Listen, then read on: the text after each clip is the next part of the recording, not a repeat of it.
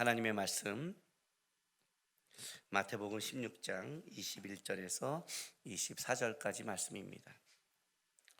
이때로부터 예수 그리스도께서 자기가 예루살렘에 올라가 장로들과 대제사장들과 서기관들에게 많은 고난을 받고 죽임을 당하고 제3일에 살아나야 할 것을 제자들에게 비로소 나타내시니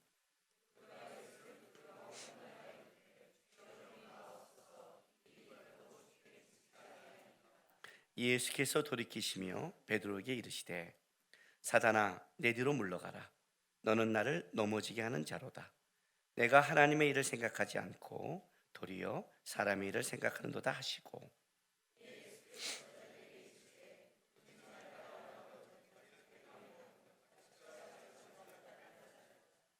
아멘.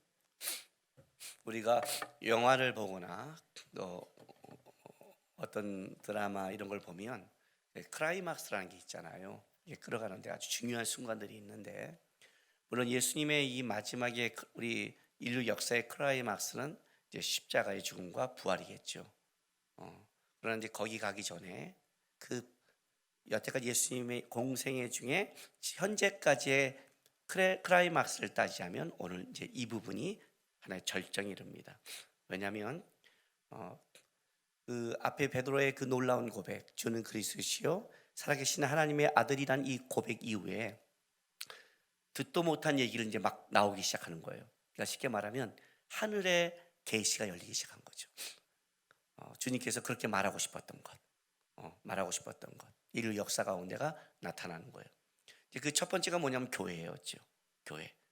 뭔지는 모르지만, 아직 베드로와 그 제자들이 뭔지는 모르지만 자기들은 너희는 날 누구라 하느냐의 그 속에, 그동안의 삶 속에 성령 하나님께서 깨닫게 하시는, 전부 하늘의 하나님이 깨닫게 하신 그 고백을 드렸는데 예수님께서 참 너는 복받은 자다 하면서 너는 반석이다, 너는 견고한 덫에 쓸 것이다, 그리고 너희 위에 교회를 세울 것이다 그랬어요. 교회가 뭔지는 몰라요. 그런데 그 놀라운 사실은 뭐냐면 그 다음에 음부의 권세가 이기지 못했대요. 이건 대단한 거거든요. 뭔지는 모르지만 그가 갖고 있는 파워, 그가 갖고 있는 힘은 음부, 가장 세상에 막강한 권세가 음부거든요. 그걸 이긴다는 것은 지금 막강한 어떤 것들을 하나님이 실현할 것이라는 걸 갖고 있고, 더 나아가서는 어떤 축복을 하냐면 너가 땅에서 묶으면 하늘에서 묶이며 땅에서 풀면 하늘에서 풀린다는 천국의 열쇠를 준다는 거예요. 그 열쇠가 뭔지도 몰라요. 근데 분명한 것은 놀라운 일이에요. 보통 여태까지 우리가 알고 있는 것은 뭐예요? 땅은 하늘의 것에 무조건 지배받는 것, 땅은 하늘의 밑에 있는 것, 땅이 하늘을 바꿀 수 없는 것, 그것이 보통 갖고 있는 신관이고 세계관이고 모든 것인데, 놀랍게도 이제 어떤 일이 벌어지냐면 너가 묶은 것에 하늘이 반응하고 너가 푸는 것에 하늘이 푼다는 놀라운 얘기를 듣는 거예요. 여러분, 이 얘기를 들었을 때 제자들의 마음이 어땠을까요? 벌렁벌렁 하겠죠? 만약 우리나라에서 당신이 하는 대로 해주겠습니다 그러면 이렇게 말해야 되나요? 네가 주식 든 곳에 주식이 올라갈 것이며 네가 빼는 곳에 주식이 떨어질 것이다. 네가 사는 복권은 당첨될 것이며 네가 안 사면 당첨이 없을까, 이렇게 말해야 되나요? 놀라운 사실을 받은 거예요. 굉장히 하는데, 그런데 오늘 또 하나의 얘기를 해요. 처음 듣는 얘기가 있어요. 이때로부터 어떤 얘기를 시작하냐면 예수께서 이제 고난받고 죽는다는 십자가를 지배하는 얘기하세요. 여태까지 그들이 알고 있는 십자가, 제자들이 알고 있는 여태까지 십자가의 개념은 뭐였냐면, 당시의 십자가는 사람을 죽이는 데 있어서 가장 부끄럽고 수치스러운, 죽어도 저렇게는 죽지 말아야지 하는, 우리도 이제 그런 거 있죠. 우리도 하다 보면 난 저렇게 죽고 싶지 않아, 난 저렇게 하는 게 가장 수치스러워 라는 게 있잖아요. 우리들은 사실은 그때그때 좀 달라져요. 그때 여러분이 경험하면서 지금 이게 최고로 가지만 또 겪으면 또 바뀌는 게 우리예요. 실제로 우리인데, 이 십자가는 그 당시에 모든 사람이 다 보고 있는 가장 부끄럽고 수치스러운 죽음인데 예수께서 배랑간 이 방법을 선택하신 거예요. 그것도 놀라운 거죠. 여태까지 이쪽에서 지금 얘기한 것, 교회라는 것, 음부의 권세가 이기지 못한다는 것, 그리고 너가 땅에서 풀면 하늘도 풀리고 땅에서 묶으면 하늘도 묶인다는 천국의 열쇠와 여기서 하는 개념과 지금 여기서 하는 얘기는 도저히 이해할 수 없는 정반대의 얘기를 한 거예요. 베란간 그렇게 해놓고 십자가에 죽어버리면 어떻게 되는 거예요? 더 놀라운 건 이거예요. 이거에 대한 제자의 반응이에요. 방금 전까지 그 역사 속에 아무도 그렇게 고백하지 못하는 하나님을 알아보는 넌 참 복된 자다. 넌 참 반석 위에 섰다. 너는 베드로라. 너는 반석이다. 내가 너의 천국의 열쇠를 맡겼다. 무너지지 않을 것 같은, 그죠? 이제 베드로가 묶이면 하늘도 묶고 베드로가 풀면 하늘도 풀 것 같은 이 놀라운 걸 딱 들었는데, 그런 베드로가 순간 사단이 되어버렸어요. 이 180도 반전이 더 놀라운 거예요. 180도 반전이. 어떻게 이런 일일 수 있을까? 어떻게?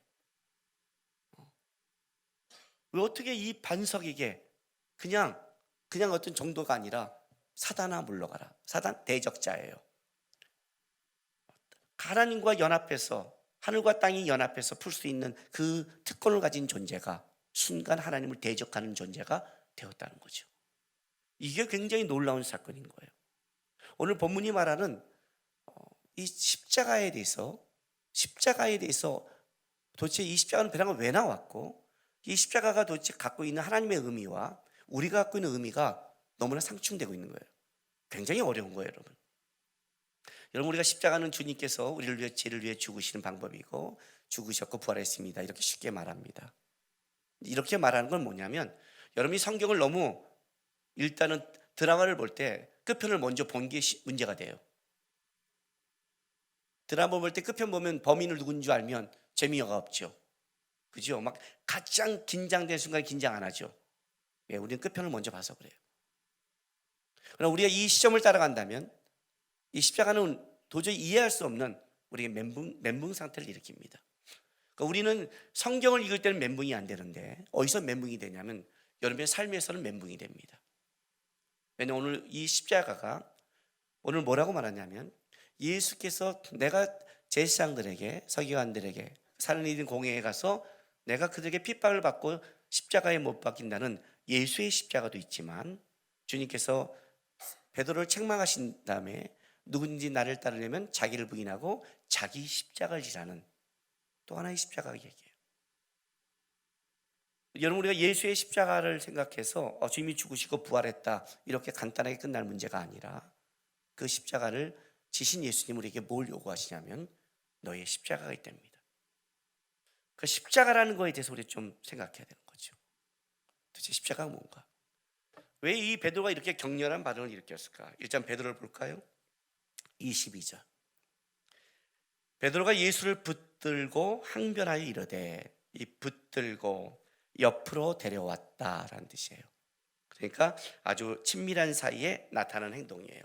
이런 거죠.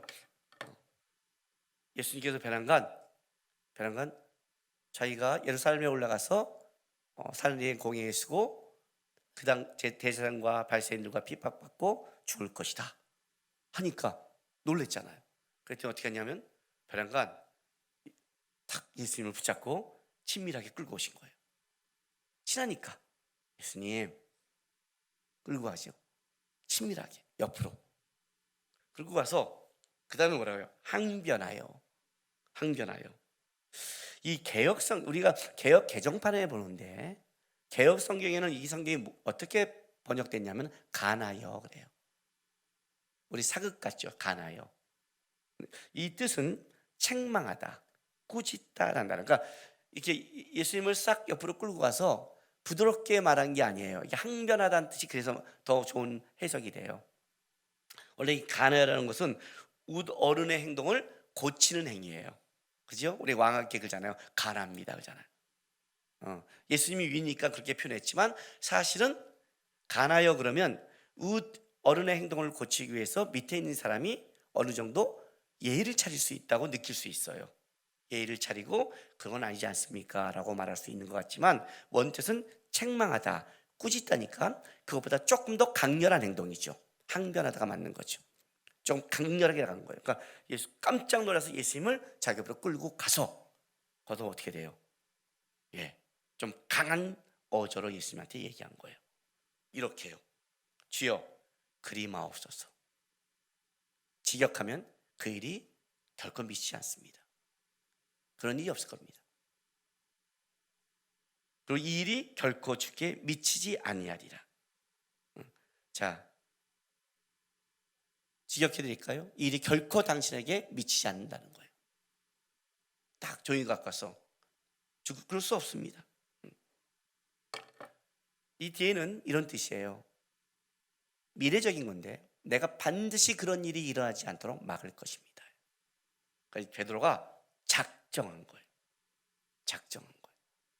이 내용을 보면 앞에 이 베드로가 한 말, 우리가 마태복음 16장 16절부터 시몬 베드로가 대답하여 이르되 주는 그리스도시요 살아계신 하나님의 아들이시니이다. 예수께서 대답하여 이르시되 바요나 시몬아 내가 복이 있도다.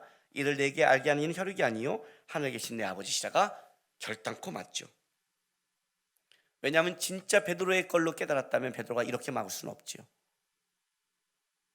메시아라는 것은 하나님의 은혜 가운데 깨달았는데 베드로가 갖고 있는 현재의 거는 뭐냐면 지금 이 메시아가 한 이 말에 대해서 동의할 수 없는 거예요. 이건 굉장히 놀라운 거예요. 굉장히 놀라운 거예요. 놀라운 신앙 고백을 한 그 사람이 하나님의 반대편에 설 수 있다는 거예요. 방금 전까지 성령 충만했던 사람이 돌아가서 어떤 일이 벌어져요? 하나님을 대적할 수 있다는 거예요. 저는 이런 경우를 굉장히 많이 봤어요. 사도 바울의 말이 맞아요. 내가 복음을 전하는 후에 나는 버림받을까 두려움이라. 사실 우리 이 두려움이 있어야 돼요. 우리는 섰다는 순간 넘어져요. 왜냐하면 그 쓴 게 자기의 능력과 힘으로 쓴 게 아니기 때문에 그래요. 건강한 사람들이 모르는 게 있어요.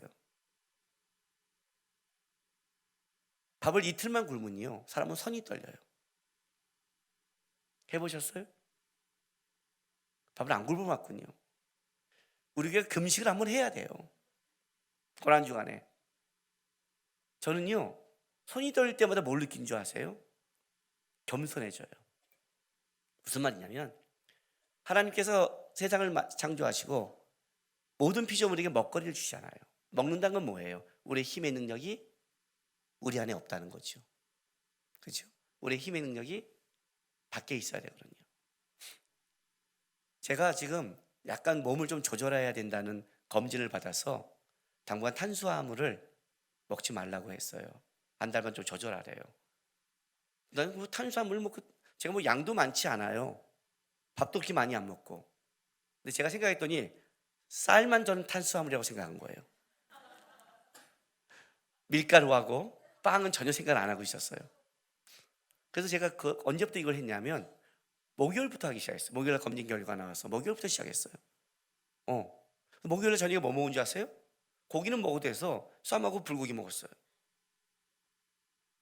제가 금요일날 저녁에 뭐 먹은 줄 아세요? 목살하고 상추하고 깻잎에 목살 먹었어요.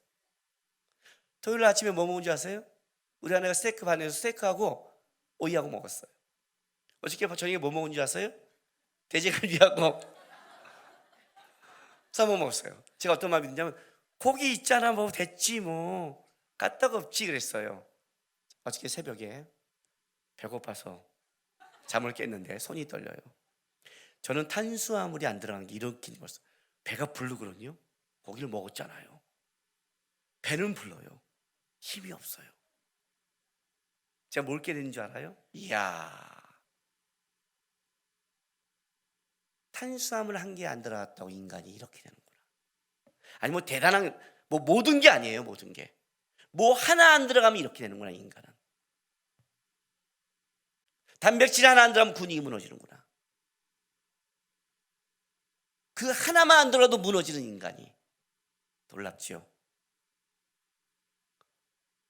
이럴 때 뭘 배우냐면, 야, 이게 인간이구나. 이게 인간이구나. 도대체 우리가 아는 게 뭘고, 내가 있다는 게 뭘고, 내가 가진 게 뭘까? 오늘 주께서 한번 데려가면 끝나는 거고, 가진 것도. 내가 안다는 것도 주님이 바꾸면 끝나는 거고.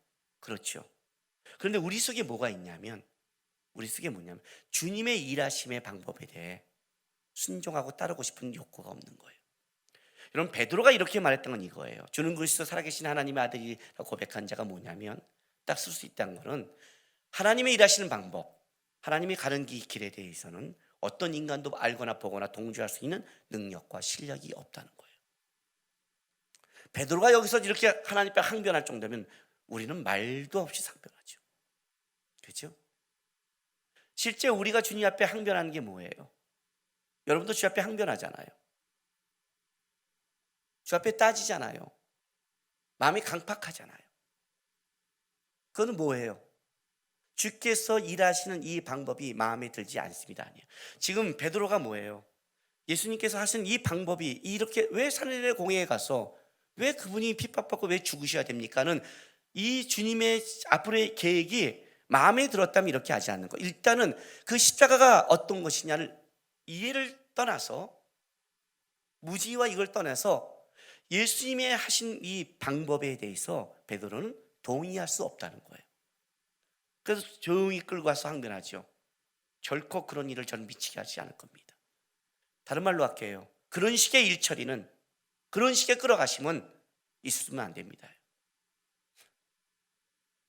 우리가 우리 인생 속에서 불평하고 항변하는 가장 큰 것은 바로 이 문제예요.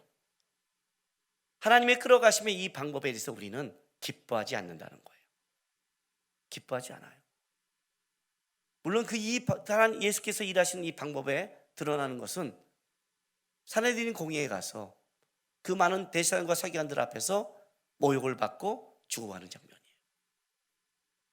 예수께서 이것이 그분이 간 십자가의 길이고 우리에게도 자기 십자가를 한다면, 물론 우리는 인류의 죄를 다 지고 가는 자는 아니지만 그 방법이 비쌀 거 아니에요. 그죠? 십자가가 수치스러운 방법이었다면, 모욕이었다면, 예수께서 그걸 하면서 우리에게 자기 십자가라는 걸 얘기한다면, 어쨌든 우리가 가는 그 길도 우리가 기뻐하거나 좋아하거나 동의할 수 없는 방법으로 끌어갈 수 있다는 거죠. 여기에 바로 저는 위대한 신앙 고백을 한 걸로 해결되지 않는다는 거예요. 여러분 잘 아셔야 돼요.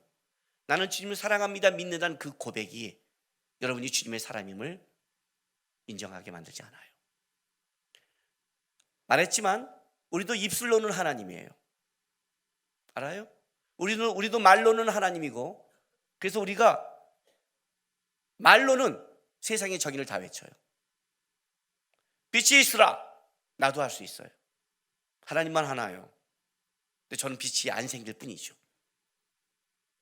그죠? 말로는 다 할 수 있어요. 말로는 모든 걸 표현할 수 있어요. 근데 어떤 착각을 하냐면, 내가 말하는 것, 내가 오늘 고백했기 때문에 그것이 하나님이 내 고백 속에 무조건 해야 된다고 생각하시면 안 돼요. 신앙의 착각이 이거예요. 말과 주님의 방법을 따르는 건 다른 이야기예요. 오늘 그게 놀라운 거예요. 더 놀라운 사실은 이거예요. 예수님께서 돌이키시며, 자, 마태는 그냥 돌이키시며 나왔지만 마가복음에는 뭐라고 나왔냐면 꾸짖어라는 말이 단어가 들어가고, 예수님도 강력하게 대처한 거예요. 베드로의 이 항변에 강력하게 대처한 거예요. 왜냐하면 단호하신 거니요. 베드로에게 이르되 사단아 내 뒤로 물러가라. 사단아 대적자야 내 뒤로 물러가라. 내가 하나님의 일을 생각지 않고 너는 나를 넘어지게 하는 자로다. 내가 하나님을 생각지 않고 도리어 사람의 일을 생각한다. 일단 뒷부분을 제끼고 사단아 내 뒤로 물러가라. 너는 나를 넘어지게 하는 자로다. 이렇게 말씀하셨어요. 너는 나를 넘어지게 하는 자다. 이건 굉장히 놀라운 거예요. 왜냐하면 베드로가 지금 시험에 든 거거든요. 예수님의 방법에 베드로가 시험이 들었는데 이 베드로의 시험이 예수님의 시험으로 이어진다는 거죠. 예수님이 지금 네가 나를 넘어지게 하고 있어 그래요. 넘어지게 하고 있어. 우리의 시험이 예수님의 시험과 연결된다는 거죠. 예수님의 시험이 베드로의 시험과 연결돼요. 예수님께서 죽는다고 하는 그 길을 간다는 것이 베드로에게 시험이 되고, 그 베드로의 시험이 다시 누구에게 가냐면 예수님의 시험이 가는 거예요. 물론 예수님은 죄가 없는 분이에요. 그러나 그가 이 땅에 살아왔을 때 우리와 똑같이 시험에 드시고 우리와 똑같이 연약함을 겪으시며 우리와 똑같은 길을 가세요. 이건 굉장히 놀라운 걸 가지고 있어요. 묶여 있잖아요, 지금. 놀라운 거예요. 실제 우리의 인생 속에 우리를 시험에게 들이게 한 자가, 여러분, 우리를 공격하는 자보다 우리의 가장 가까운 옆에 있는 사람이에요. 영적인 사람이 뭔지 아세요? 제가 영적인 사람 항상 설명하죠. 교회에서 같이 센터로 모이고 구역으로 모여서 나누면 그게 영적인 만남이라고 생각하세요? 성도끼리 만나서 얘기하면 그걸 영적인 만남이라고 생각하세요? 아니에요, 여러분. 그렇지 않아요. 거기에 영적인 은혜와 영적인 관계를 맺어야 영적인 거예요. 성도끼리 만나고 믿는 사람끼리 만나도 거기에 능히 세상적이고 능히 시험에 들게 하고 능히 망하게 할 수 있다고 얘기를 하는 거예요. 조심하셔야 돼요. 우리는 누구를 세우기도 하고 누구를 죽이기도 해요. 그런데 우리가 이 죽이는 가장 놀라운 게 뭐냐면 오히려 원수보다 가까운 사람이 우리를 더 쉽게 넘어뜨려요. 가까운 자가. 오히려 원수들은 어떻게 돼요? 강하게 만들잖아요. 그지요? 오히려 더 기도하고 좋아, 에이씨 이렇게 말하잖아요. 오히려 그렇게 만들잖아요. 근데 우리가 어디서 넘어가요? 가까운 사람의 말에, 가까운 사람의 잘못된 권면에. 야, 그럴 수 있는 거야. 제가 여러분에게 이렇게 말했어요. 우리 교회는 집사들 이상은, 이렇게 말하니까 성도는 아니라고 생각하지만, 집사라는 것은 교회의 어떤 중직을 맞았기 때문에 하는 책임 때문에 그래요. 술, 담배를 저는 반대합니다. 그래서 하려면 몰래 하라고 그랬어요. 숨어서 하시라고요. 술 먹고 싶으면 집에서 몰래 드시라고요. 걔는 알아서 비닐에 잘 넣어서 옆집에 재활용에 갖다 놓고, 우리 집에 놔두면 걸리니까 그 정도의 지혜는 있으시고, 일단 반대한다 그랬어요. 왜냐하면 앞서가는 사람의 책임은 더 덕스럽고 신앙을 지도하는 입장에 있으니까. 그 사람의 삶은 그 사람의 삶이 아니라 그를 따라가는 삶의 모델이 되기 때문에 그래요. 그래서 그러는 게 있어요. 그 자체가 죄냐 아니냐, 구원받냐 아니냐 이런 문제를 말하는 게 아니라 개인을 넘어선 게 있기 때문에 그래요. 그래요. 근데 그거보다 더 나쁜 게 있어요. 혹시 했어요? 해도 돼요? 그럼 뭐라고 그래야 돼요? 아유, 다 그러는 거야. 이건 진짜 나쁜 거예요. 무슨 말이냐면 다 그런 거야는 그건 자기 입장이죠. 내가 한다고 해서 다른 사람에게 그걸 권유하는 게 아니죠. 예수 믿는 자가 다른 사람에게 주는 영향력이 세상적인 그런 거를 안 줘도 돼요. 안 줘도 돼요, 그런 거는요. 그냥 나는 이게 아직 안 됐네. 안 하는 게 더 좋겠지. 이게 낫죠. 내가 간다고 남에게 다 가라고 그러나요? 내가 그들에게 권유해 주는 건 뭐예요? 영적이고 하나님 닮아가고 주님을 쫓는 것을 권면해야지 세상적인 걸 하는 건 아니에요. 굉장히 무서운 거예요, 지금 오늘 이 얘기 속에. 베드로의 이 막음이 단순한 막음이 아니라 예수께서 이렇게 말한 거예요. 나를 넘어지게 한다고.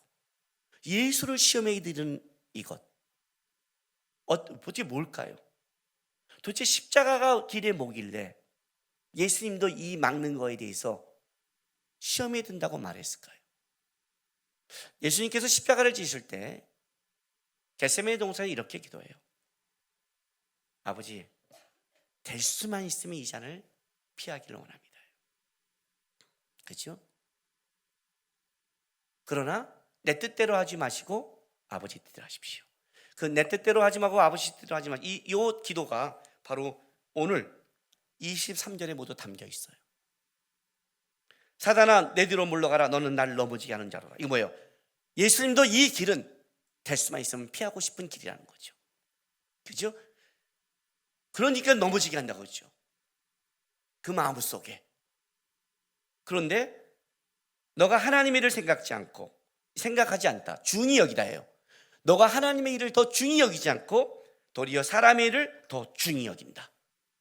예수님은 어떤 싸움을 했냐면 하나님의 일을 더 중히 여긴 거죠. 내 뜻대로 하지 마시고 아버지 뜻대로 하십시오 라고 고백한 거예요. 그러니까 이 십자가의 길에 가장 중요한 거는 예수님도 기뻐서 간 길이 아니라는 거예요. 예수님도 이 길이 너무 좋아서 간 길이 아니에요. 십자가의 길의 가장 큰 원칙은 뭐냐면 예수님조차도 피하고 싶고 예수님조차도 넘어질 뻔한 길이 이 십자가의 길이라고 얘기하는 거예요. 자, 그럼 그건 이마봉발하는 거예요. 예수 믿는 게 뭔지 아세요? 주는 그리스도 살아계신 하나님의 아들이십니다를 고백하고 자랑하며 주님을 나는 찬양합니다. 하나님 살아계십니다. 그신 하나님의 사랑 말로 다 표현 못하네. 이걸 외치는 게 그게 예수 믿는 게 아니에요. 그럼 안 믿는 거예요. 아니 믿는 건데 그걸로 땡치는 게 아니라고요. 예수를 믿는다는 건요 고백을 넘어서야 돼요. 다른 말 할게요. 내가 싫은 길을 요구받는 게 예수 믿는 거예요. 그래서 예수 믿고 제일 좋을 때는 믿고 1년이에요. 똑같아요. 오늘 우리 아이 와서 이렇게 축복해 줬죠. 얘는 행복하네요. 모두가 벌써 여러분 얘한테 아기를 갖고 대한 사람 없어요. 아까 축복하는데 벌써 아기를 보면 벌써 여러분이 벌써 표정이 너무 좋아요. 너무 좋아요. 그리고 딱 아기 나가면부터 표정이 예배 드릴 때 표정 너무 좋아요. 딱 끝나고 나가자마자 주차장부터 표정 안 좋아요. 그 주차장부터 싸워요. 나가면서 싸워요. 나가면서 인상 써요. 왜? 예배 드릴 때 날 건드는 사람이 없으니까 나가면서 건드는 게 많거든요. 인생이 딱 아기 때만 좋은 거예요. 얘도 이제 1년 지나 보세요. 얘도 인생 힘들어요. 표현을 못할 보지 걔도 말을 해요. 왜? 표정에서 벌써 딱 주먹 쥐고 덤벼요. 왜? 인성 고달프다 얘기해요. 신앙도 그래요. 예수 믿고 좋은 건 1년이에요. 왜? 나를 지옥 안 가게 하셨대. 나를 구원하셨대. 하나님 날 사랑한대. 딱 1년 지나면 어떻게 돼요? 사랑 안 하는 것 같아요. 여기가 지옥 같아요. 여기가 지옥 같아요. 오히려 더 손해가 많아요. 예수 믿고 생긴 게 더 많아요. 주위에서 핍박해요. 내가 예수 믿고 맨 처음에 느낀 게 뭔지 아세요? 내가 예수님을 안 믿었으면 까부지 못한 것들이요. 진짜 좀 고등학교에서 했잖아요. 지금 고등학교 친구 만나면 그래요. 야, 김남국 진짜 독정이었다고 그래요. 저는 고등학교 때 독정이었거든요. 건들지 못했어요. 근데 뭐라 그래요? 이제는 호구예요. 누구 때문에? 예수님 때문에. 예수 믿고 하는 게 좋으세요? 예수님조차도 하나님의 방법에 부담스러운 것이 신앙의 길이에요. 그게 십자가의 도예요. 십자가란 하나님의 방법을 얘기해요. 하나님이 죄를 처리하는 방법, 하나님이 일하시는 방법, 하나님이 이끌어 가시는 방법이 십자가라는 거예요. 그래서 십자가의 방법은 아무에게 얘기하지 않아요. 오늘 본문도 이때 얘기해요. 보세요. 21절. 이때로부터예요. 바로 그때예요. 바로 그때. 어떤 그때? 주는 그리스도 살아계신 하나님의 아들이라는 고백하고 하나님이 천부께서 택한 자, 하나님을 예수를 메시아로 고백하고 볼 수 있는 자, 그 자들을 불러주시고 고백한 그 시점에 이제 이를 통해서 단단한 하나님의 나라가 시작되는 이 시점 속에 이제 그 하나님의 나라 그 방법을 설명하는 거예요. 이때로부터 예수 그리스도께서 자기가 예루살렘에 올라가 장로들과 대사들과 서기관들에게 많은 고난을 받고 죽임을 당하고 제3일에 살아나 자 직역하면 일으킴을 받을 것이다. 하나님께서 제3일에 하나님이 일으켜 줄 것이다. 제자들에게 비로소 나타내시니 그래요. 이 비로소가 뭐냐면 시작하다는 단어예요. 그럼 직역하면 그가 시작하였다. 비로소 나타내시니 이렇게 말하면 이때로부터 그가 보이기 시작하였다, 이런 뜻이에요. 이때부터 그가 보여주기 시작했다. 뭘? 하늘의 계시를, 하늘의 방법을, 하늘의 일하심을 보여준다는 거예요. 누구에게? 주는 그리스도 살아계신 하나님의 아들을 고백하는 그들에게 이때로부터 보이기 시작해요. 하나님의 방법, 하나님의 일하심, 하나님의 계시는 누구에게 오냐면 아무에게 오는 게 아니에요. 주를 고백하고 주가 메시아임을 알고 하는 자에게. 왜 이들에게 이 고백이 나올까요? 왜 이들에게 보여주기 시작할까요? 왜 그런 줄 아세요? 이 길은 인간의 눈에서는 막힌 길이기 때문에 그래요. 십자가의 길, 하나님의 길 하심은 인간이 베드로처럼 동의할 수 없는 길로 인도해 가시는 거예요. 그래서 어려운 거예요. 자, 고린도전서 1장 보세요.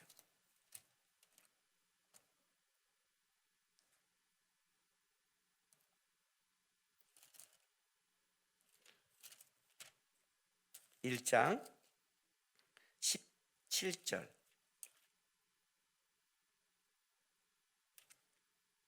17절부터 제가 25절까지 읽어드릴게요. 들어보세요.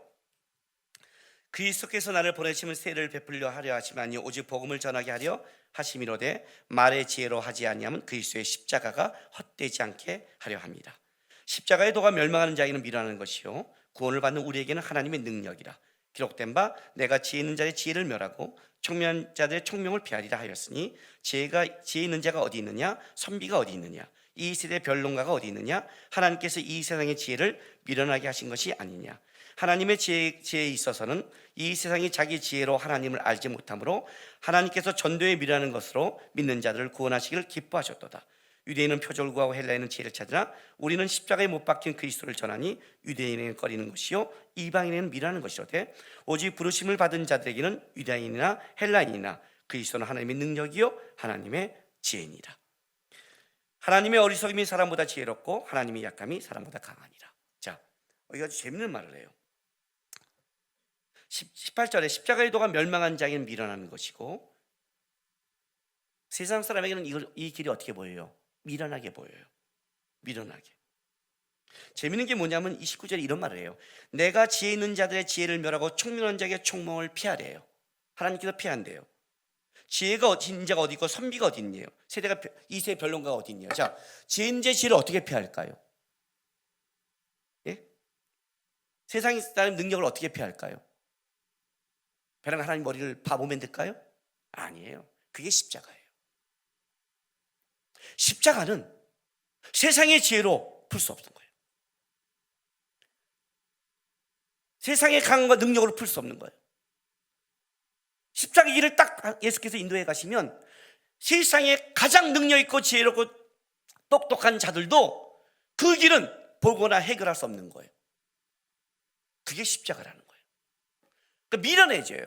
십자가가 오면 딱 나오는 거예요. 너가 지혜 있다고? 아니요, 미련해지는 거예요. 유대인이나 헬라인이나 그건 꺼리는 것이고 미련하는 거예요. 유대인과 헬라인이라는 건 세상 모든 사람을 뜻하고 있어요. 선택받은 자나 받지 않은 자나 십자가는 누가 봐도 이건 미련하고 방법이 아니고 말이 안 되는 것이다. 말이 안 되는 것이다. 그게 십자가의 방법이다. 고린도후서 13장 보세요.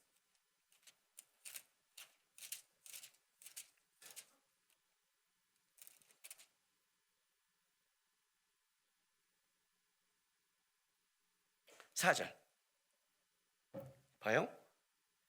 그리스도께서 약하심으로 십자가에 못 박히셨으나 하나님의 능력으로 살아 계시니 우리도 그 안에서 약하나 너희에 대하여 하나님의 능력으로 그와 함께 살리라. 여러분, 주께서 십자가에 못 박힐 때는 약함으로 받았어요. 그가 아마 세상의 지혜와 능력으로 못할 거예요. 십자가는 우리에게 모든 것을 뺏어가는 거예요. 그런데 놀라운 건 뭔지 아세요? 그게 하나님의 능력으로 살아계신대요. 쉽게 말하면 십자가는 뭘 드러내냐면 우리가 갖고 있는 것에서는 우리의 모든 것을 다 약해버리고 죽여버리고 없애버리는 것 같은데 그것이 뭘 채우냐면 하나님의 능력을 채우는 도구라는 거예요. 그러니 이건 세상 사람의 지혜로는 안 되는 거예요. 제가 이런 말 한 번에 보여준 적이 있죠. 이 안에 물이 있어요. 여기에 지금 누가 한 잔만 마시면 모든 병이 고쳐지고 너가 90세까지 건강하게 살 수 있는 음료가 있다. 없지만 자, 줄게. 단 물과 섞이면 안 된다. 비워라 그런 거예요. 그럼 어떻게 해야 돼? 그걸 받으려면 비워야죠. 비워야 채우죠. 그게 십자가예요. 십자가 앞에서는 모든 걸, 세상 거를 내려놔야 되는 거예요.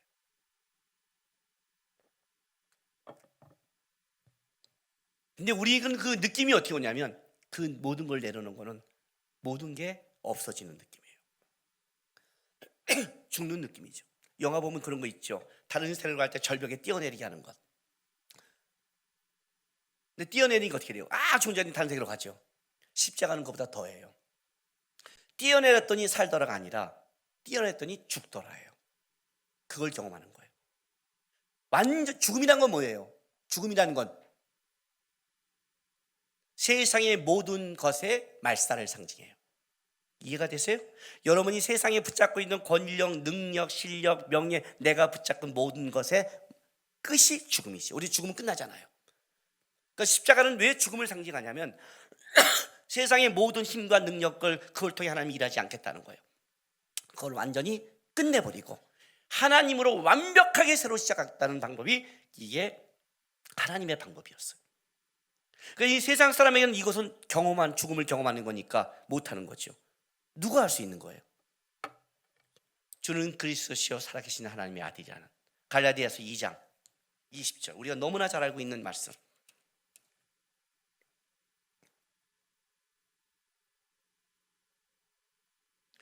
자, 내가 그리스도와 함께 십자가에 못 박혔나니 그런즉 이제는 내가 사는 것이 아니 오직 내 안에 그리스도께서 사시는 것이라. 이제 내가 육체 가운데 사는 것은 나를 사랑하사 나를 위하여 자기 자신을 버리신 하나님의 아들을 믿는 믿음 안에서 사는 것이라. 그죠? 내가 그리스도와 함께 십자가에 못 박혔나니 죽어버린 거예요, 같이. 이제 내가 사는 게 아니에요. 내 안에 그리스도께서 사신 거예요. 예수가 죽음으로 하나님의 능력이 그걸 일으킨 것처럼 우리가 죽음으로 예수 그리스도의 능력이 우리를 끌어가는 거죠. 그러니까 우리는 뭘로 사냐면요, 오늘 여기 보면 자기 자신을 버신 하나님의 아들을 믿는 믿음 안에서 사는 것이다. 주는 그리스도여 살아계신 하나님의 아들을 믿는 믿음으로 사는 것, 그거 아니면 믿음의 길은 갈 수 없다고 얘기하는 거예요. 그거 아니면. 고백은 뭘 얘기하냐면 내가 하나님을 믿습니다는 거는 단순히 천국 간다는 말을 넘어서 뭘 얘기하냐면 나는 이제 세상의 방법을 따르지 않겠습니다. 세상의 힘과 능력을 붙잡지 않겠습니다. 나는 그리스도의 방법을 쫓습니다를 고백한 게, 그게 고백의 의미예요. 우리의 싸움은 뭐가 있는 줄 알아요? 고백은 했는데 삶은 내가 힘을 가지려고 그래요. 내 방법대로 하고 싶은 거예요. 그게 우리의 충돌이에요, 지금요. 경험해 보지 않으셨어요? 살면서 혈기 부리고 싸워버리고 내가 했더니 이겼더니 어떻게 돼요? 지지 않아요? 제가 경험한 건 그거였어요. 제가 경험한 건 저 사람이 100번을 잘못했는데 내가 더 지랄했더니 그 다음날 내가 음료수 사갖고 사과해야 돼요. 왜냐면 그 사과를 하지 않으면 그 다음에 뭐가 있냐면 내가 그리스도의 능력 안에 살아가는 빛과 소금의 역할이 막혀버리기 때문에 그래요. 우리 그런 경우 많잖아요. 주장하고 나서 회개하고, 주장하고 나는 당당하게 했더니 지금도 이기던데요. 이겼다고 생각하죠. 아니에요. 그렇게 한번 살아가 보세요. 그 사람 주위에 하나님의 은혜가, 사랑이 막혀버려요. 졌어요. 억울했어요. 참았어요. 그런데 뒤에 가서 뭘 얻어요? 하나님의 역사를 얻었어요. 여태까지 지금까지 왔을 때 오히려 내가 참고 기다렸고 기도하고 눈물했고 살아갔다는 것이 나에게 더 많은 열매를 맺었어요. 그게 하나님의 방법이라고요. 십자가는 단순히 예수님이 죽고 부활했다를 넘어서서 하나님의 방법이에요. 예수님은 자기의 십자가 가지고 하나님의 방법을 기꺼이 갔어요. 근데 우리 이렇게 말해요. 자기의 십자가가 있다는 거예요. 너희 인생 가운데 너희가 예수를 쫓는 자의 고백으로서 져야 될 마땅한 하나님의 방법을 쫓아야 될 그 싸움이 있을 것이라는 거예요. 그 싸움을 하는 거예요, 신앙은요. 갈라디아서 5장 보세요. 22절 보세요. 19절부터 읽어드릴게요. 보세요. 육체의 일은 분명하니 음행과 더러움과 호색과 우상 숭배와 주술과 원수 맺는 것, 분쟁, 시기, 분냄, 당지는 것, 분열함, 이담, 투기, 술취함, 방탕함, 또 그와 같은 것이다. 전에 너희에게 경계하는 것이 경계하노니 이런 일들을 하는 자들은 하나님의 나라를 유업에 받지 못할 것이요 오직 성령의 열매는 사랑과 희락과 화평과 오래 참과 자비와 양성과 충성과 온유와 절제니 이 같은 건 금지할 법이 없느니라. 자, 육신의 열매들은 왜 이렇게 나오냐면, 왜 이렇게 밖으로 표현하고 분쟁하고 시기하며 음행하고 이렇게 나오고, 왜 다 이게 성품에서 나오는 거예요. 성령의 열매도 성품이지만 육신의 열매도 성품이에요. 그 성품에 성령의 열매를 맺지 않는 자기의 주장이 있으니까 나타나기 시작해요. 그래서 결론은 이렇게 내려줘요. 24절에 이렇게 내려요. 그리스도 예수의 사람들은 육체와 함께 뭐라고 그래요? 그 정욕과 탐심을 십자가에 못 박으니라. 분쟁이 어디서 나는 줄 아세요? 정욕과 탐심에서 나와요. 욕심과 탐심을 우상숭배라죠. 거기서 나와요. 그걸 내가 하나님 앞에, 십자가 앞에 하나님의 방법을 드리기 싫은 데서 싸움이 되기 시작하는 거예요. 내려놓고 싶지 않은 거예요. 억울한 거죠. 그죠? 이 싸움을 하는 거예요, 우리가. 이 말은 바보같이 병신같이 끌려가라는 말이 아니에요, 여러분. 악에 끌려가라는 말이 아니에요. 어떤 때는 우리는 단호하게 얘기할 때가 있어요. 분명하게 끊을 때가 있어요. 분명하게 해결할 때가 있어요. 그런데 이 안에 정욕과 탐심을 가지고 내 이익과 분노를 가지고 하지는 않아요. 그렇게 하지는 않아요. 왜? 십자가 앞에 우리는 그 마음을 내려놓기로 작정했으니까. 그래서 그 성도의 가장 큰 신앙의 싸움은 뭔지 아세요? 세상과의 싸움이 아니라 십자가 앞의 싸움이에요. 하기 싫거든요. 나도 주장하고 싶거든요. 나도 확 불 질러버리고 싶거든요. 하긴 한데 그렇게는 하고 싶지 않은 거예요. 신사답게 하고 싶지 않은 거예요.